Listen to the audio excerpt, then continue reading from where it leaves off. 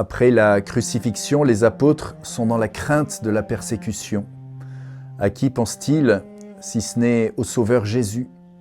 Et voici que toute porte close, Jésus apparaît corporellement, avec son corps ressuscité, et il dit « La paix soit avec vous ». Alors à ce moment-là, il y a un coup en eux, il y a quelque chose qui se passe, c'est un choc, le choc de la présence corporelle du Christ au milieu d'eux.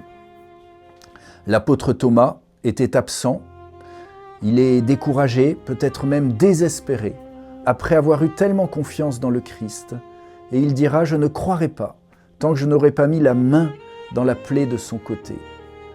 8 jours plus tard, c'est Jésus lui-même qui revient et qui lui dit « Mets ta main dans la plaie de mon côté ». Alors, sous le choc de cette présence corporelle de Jésus ressuscité, il tombe à genoux et il dit « Mon Seigneur et mon Dieu ».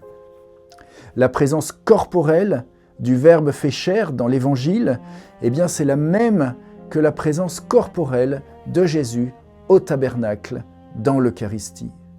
Certaines grâces sont accordées quand nous sommes rassemblés pour l'Eucharistie, avec cette présence corporelle, et qui ne sont pas accordées lorsque 2 ou 3 sont réunis en son nom.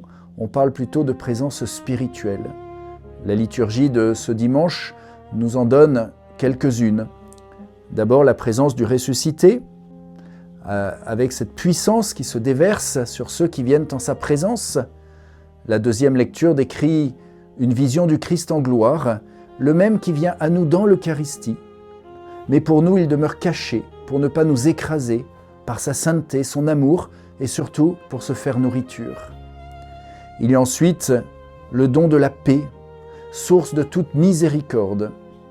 Jésus disait à sainte Faustine, « Il n'y aura pas de paix dans le monde tant qu'on ne se tournera pas vers ma miséricorde. » Et ensuite il dit, « Le trône de la miséricorde, c'est le tabernacle. » En d'autres mots, il n'y aura pas de paix dans les cœurs, dans les familles, dans l'Église, dans le monde, tant qu'on ne se tournera pas vers la source de cette miséricorde qui est Jésus, Eucharistie.